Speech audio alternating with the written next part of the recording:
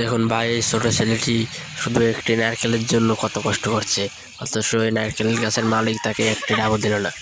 তাকে একটি বিষাক্ত পোকায় কামড় দিয়েছে, তারপর সে কষ্ট করে যাচ্ছে একটা নারকেলের আশায়, কিন্তু তাকে নারকেল দিচ্ছে না।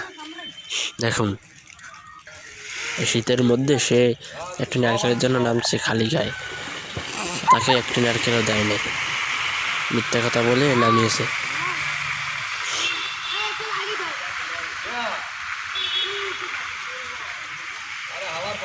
पानी नहीं आ रही वही तो रात पार का